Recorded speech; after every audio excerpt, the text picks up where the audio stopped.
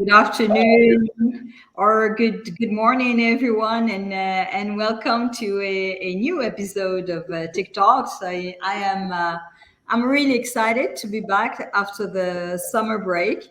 It doesn't feel really like a summer break, does it, Peter? It's still wonderfully sunny and warm in these parts of Europe. So I do hope that the audience is also excited to be with us again. Today we have a very special guest. I'm absolutely delighted to have with me Peter Boks. Peter has been carrying the burden of the treasury of TIC Council now for many years. And not only that, Peter is also the sponsor or the liaison officer representing the Global Board of TIC Council with the Commodities Committee. So welcome, Peter, and thank you for accepting this invitation. Well, thank you, Hanan, and hello, everyone. Happy to have you here on TikToks. Yeah, Peter, you have been working with the tech industry for 30 years now, and we are obviously very lucky to have your expertise at the service of our trade association. So clearly, this is a great opportunity to gain insight from your knowledge. And I am inviting the audience to use this opportunity and to give us also questions that I can share with you. Before that, now let's get to me questioning you, Peter. let's uh, let's break the ice and tell us who you are. Who is Peter Boks? Peter Boks, well, Dutch citizen, and Hanan knows that my direct approach is clearly noticeable. Born in 1959. I studied in Delft and graduated as chemical engineer. And, then your career starts. And actually, it was interesting.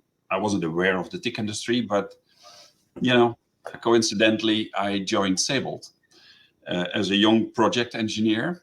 Did it for 4 years. And after that, I was approached, or let's say during that 4 years, I was approached by a customer to join them. And became a trader, in fact, a gasoline trader, blender. And that gave me the ability to, come from technical background into a very commercial environment. And did that for 12 years. And then that company ceased to operate. And I was asked back by the Saybolt management at that time to rejoin them, which actually happened in 1996. Various roles from business development to managing the area Europe. And in 2012, I became the CEO of Saybolt until right now.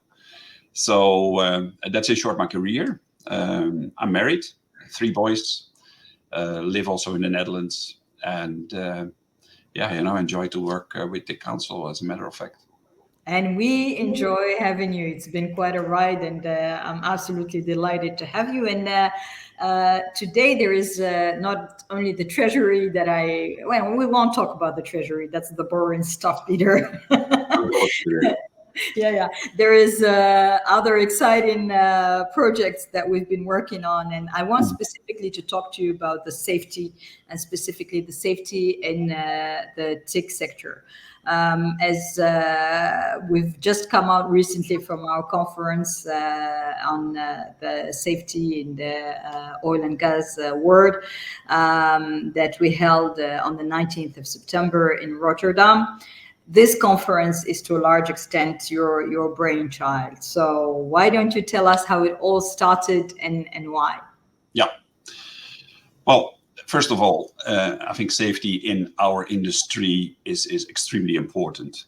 And when I came to know that basically in boardrooms of the major oil companies, there had been discussions about, the presence of, I would say, non-employees on the property of whether it would be a refinery or terminal, I'll leave it in the middle. But when that issue arose, because every company obviously was watching their own safety statistics, and they felt that, people entering their property, their premises, are not necessarily aware of everything and all the situations they would encounter whilst entering the terminal.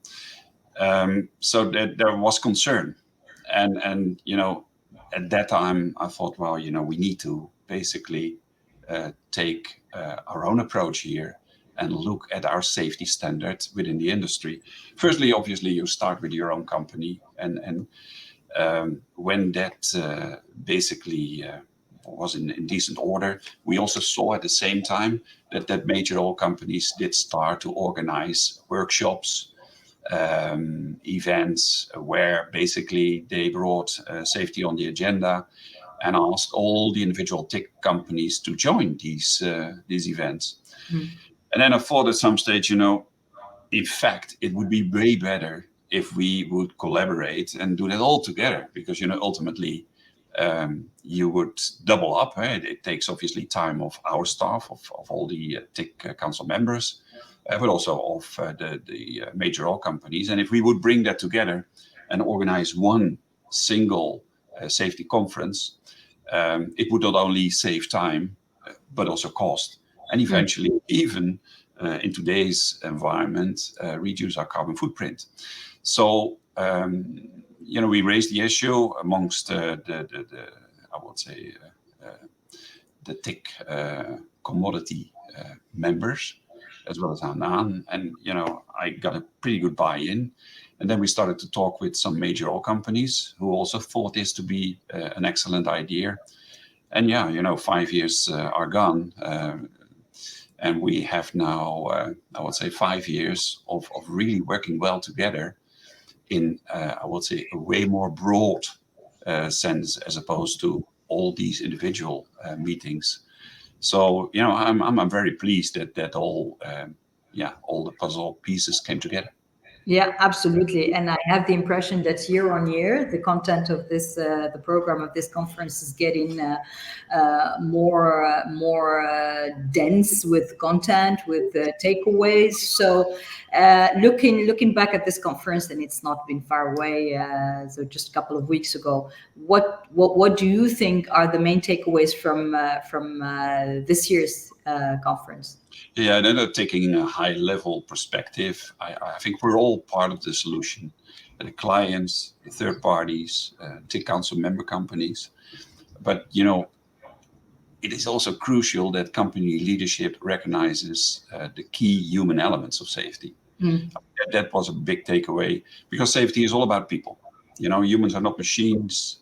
They make mistakes every so often. So understanding and empathy are fundamental. And further, we should focus, be in the processes and safeguards on how to do things correctly and minimize the consequences of mistakes. And I always say, in short, in our industry, delving into risk analysis isn't just a choice. It's our compass. That's the way we should act on a daily basis. And finally, again, I was pleased to see a team that worked very well together. Competitors, but we don't compete on safety. That same would also apply for the oil majors that also join in on our working groups. They were again able to offer the audience, I think, a superb and informative program.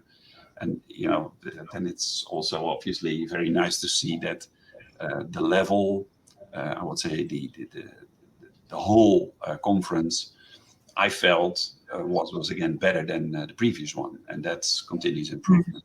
Yeah, no, true. I absolutely share that analysis with you. That year on year, the conference, the content is improving, and I think the acceptance of best practices with the oil and gas majors as well is also going a step further every year.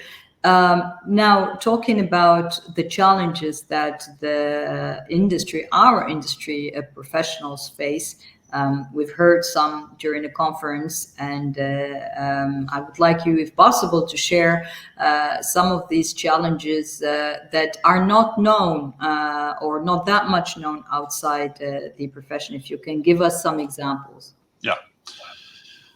Well, first of all, we work with hazardous materials every day. Many commodities, especially in the chemical and the petrochemical sector, involve hazardous materials. Yeah.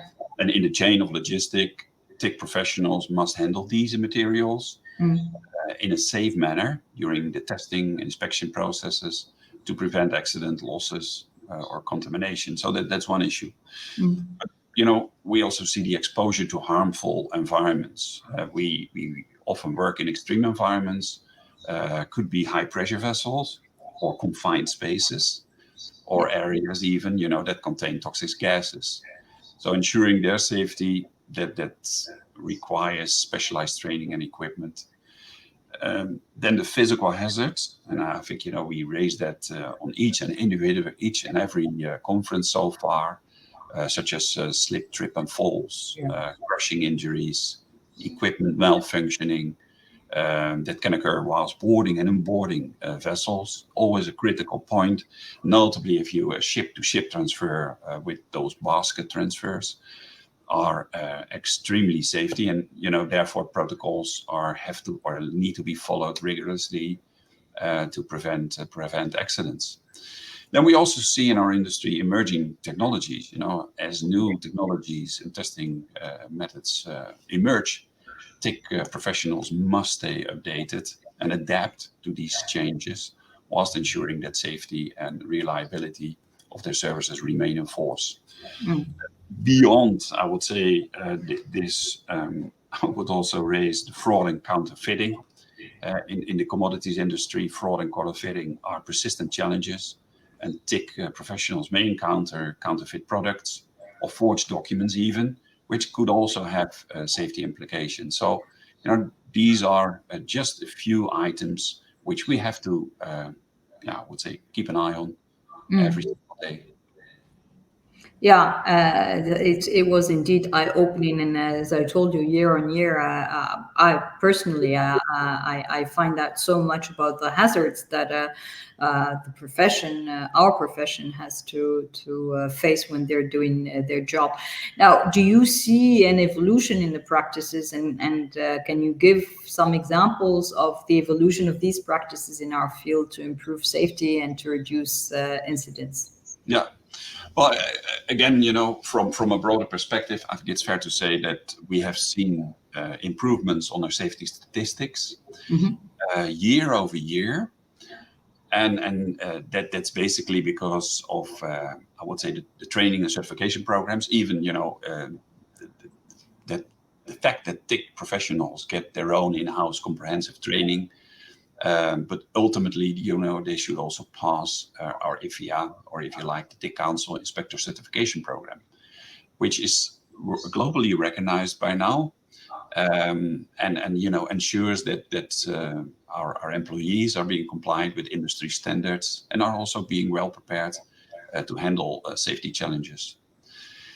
We also have seen that safety audits, risk assessment, dynamic safety audits and risk assessments are conducted to identify potential hazards in the whole process. And these assessments, help in implementing preventive measures to reduce the likelihood of any incident. Then developments which we are seeing right now is automation and robotics. The use of automation and robotics is change. In our industry, but at the same time, it reduces the need for human intervention in hazardous or physically demanding tasks. Robots these days can do or can inspect pipelines, and drones, as we saw, are being used also to inspect shore tanks or storage facilities, all meant to minimize the exposure of TIC professionals to dangerous environments. So, and personally, and Anand knows that, I'm very much in favor of digitalization and data analytics. That's our cup of tea these days. Having data, real-time data monitoring and analytics can identify safety concerns as well, and allow for timely intervention and risk mitigation. And within Saybolt, we have developed our own system, but I'm not going to advertise Saybolt. Yeah, this is your opportunity, Peter. summarizing, it's all about collaboration and information sharing, and we're open in that. I think that the TIC industry has increasingly embraced collaboration and information sharing amongst all stakeholders, and that helps us in identifying emerging safety issues. We share best practices, but also we share near misses, so Yeah. that we can collectively address any safety challenge we come across. Yeah, absolutely. And actually, you're already touching on, you're giving a bit of an answer to a question because I'm keeping an eye on the questions from the audience, and I think that Michael Scare has raised the issue of remote inspection. So if you touched a bit on that, we'll go back to it after we finalize Yeah. our other questions. So obviously, safety is the job of everyone, Peter. I mean, it can't be just the one profession, and this is the whole point behind this safety conference that we're organizing. How do you see the role of the other actors in this field? And namely, I'm thinking here about the traders, the terminal managers, well, the oil and gas companies, tank owners, etc. Yeah. Well, first and foremost, I think the oil and gas companies, which are the major players in the energy sector, and they rely on TIC services for various purposes, including quality control, safety assessment, and what have you.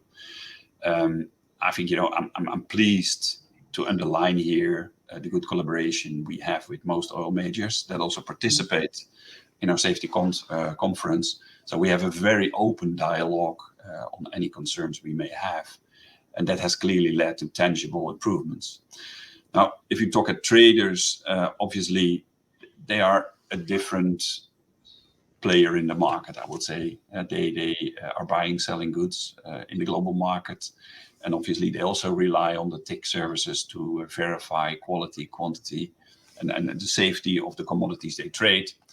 And they must ensure, or that's where their obviously interest lies, that the commodities they acquire meet the required standards and specifications to avoid financial losses and reputational damage. That's, I would say, their main goal.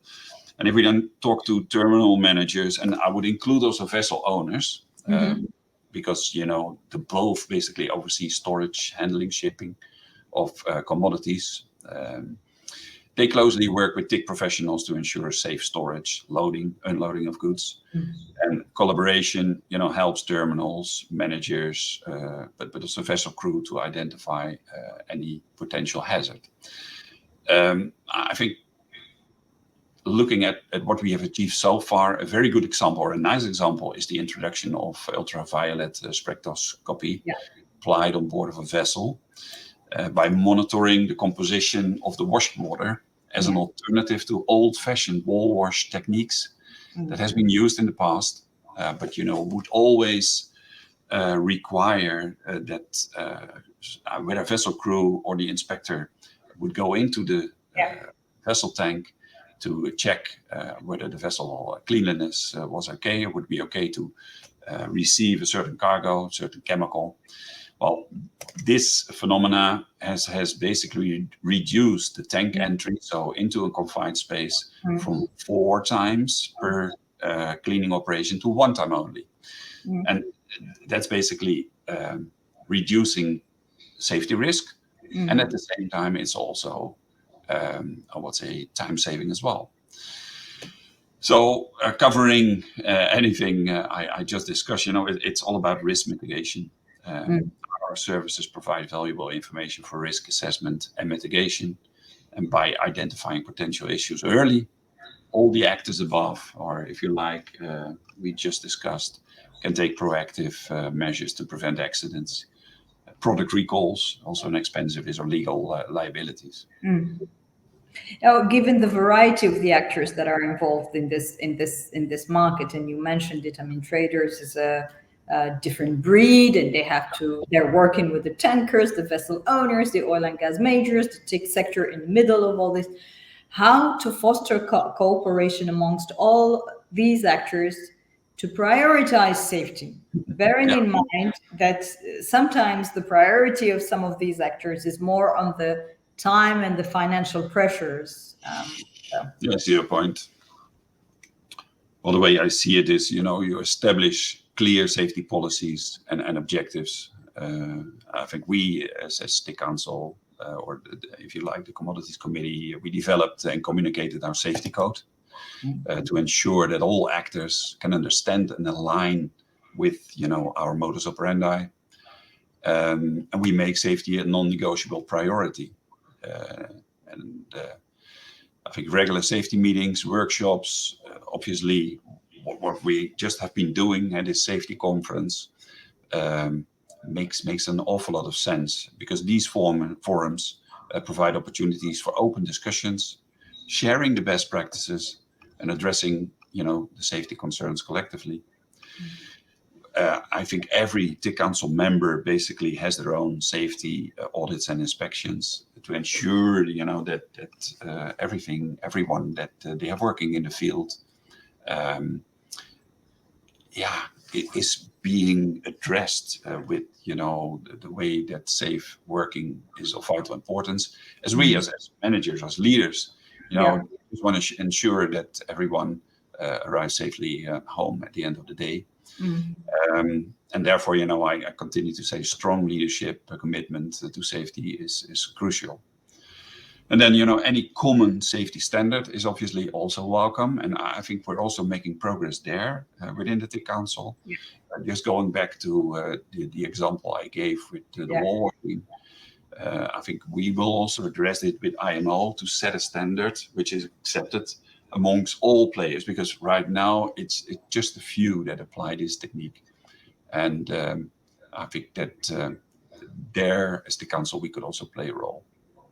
Yeah, no, absolutely. And there are a couple of tools that are mentioned in this code of safety. So I definitely invite the participants to go visit our website, and I will ask the team to also add the link directly to the code of safety when we finalize this podcast. I don't know if that's feasible, but I'm pretty sure they'll find a way to add it. Thank you, Peter, for raising that.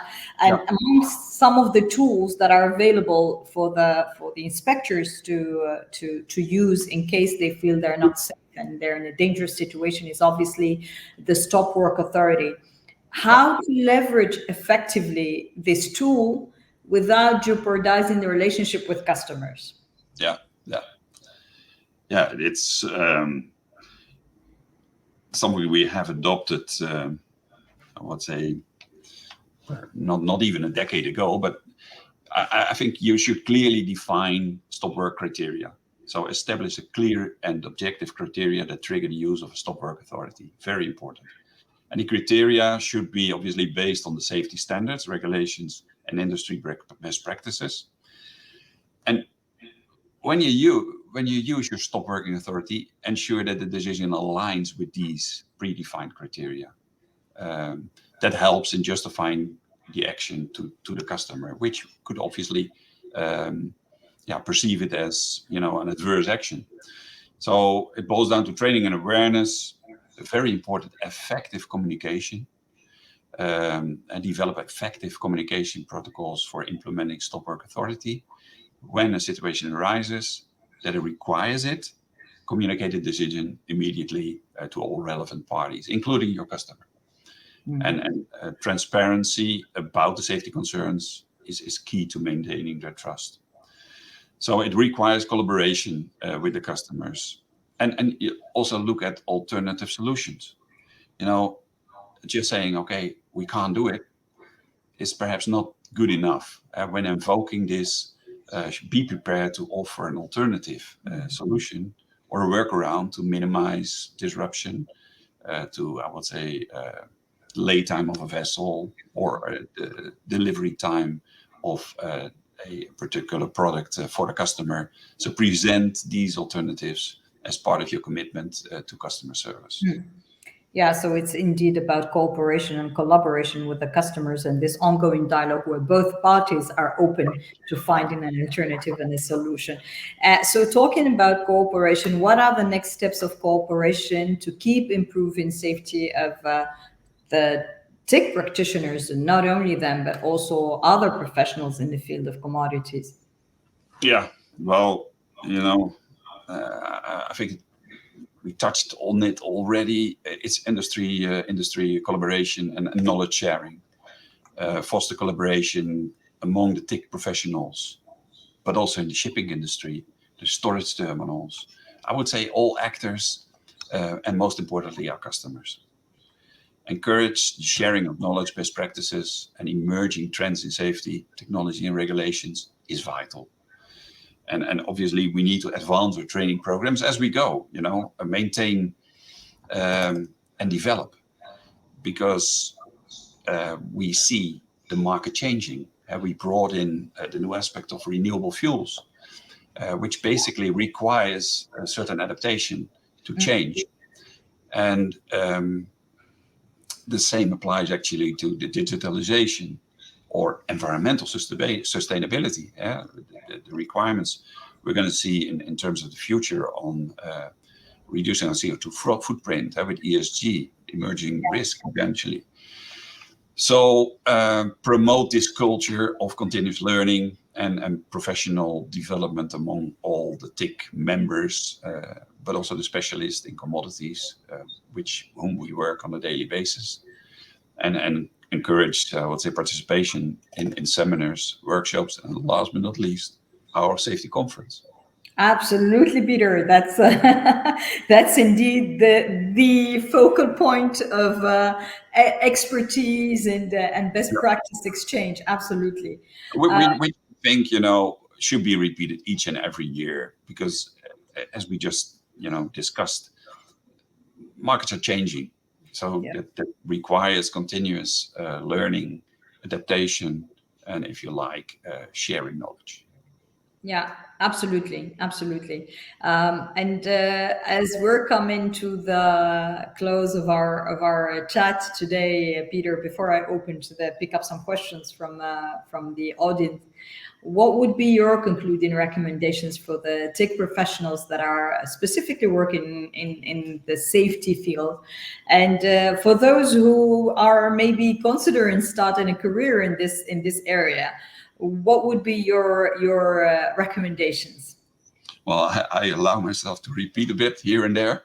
Stay updated, continue to stay updated on industry standards, best practices. The safety field is dynamic, as I said. So keeping abreast of change is essential. Think of lifelong learning, commit to it, because, I learn every day, so do others. I would say embrace technology. Yeah, embrace digital tools and technology that can streamline safety processes and improve data analytics. So familiarize yourself with these tools that are relevant to your industry. And networking. Come back to the safety conference, but network with peers, industry associates, regulatory bodies. Collaborative relationship can provide valuable insights and support in addressing the challenges. And then, said it before, adaptability to change. I think that is for those that are active in the market, are essential issues that need to be addressed on I would say, a continuous basis. For those that, would like to enter in this industry, so potential TIC professionals, I would say, understand the importance of promoting a safety culture within organizations. Safety is not just a job; it's a mindset, even DNA driven, if you like. True. That should be integrated into all aspects of an organization.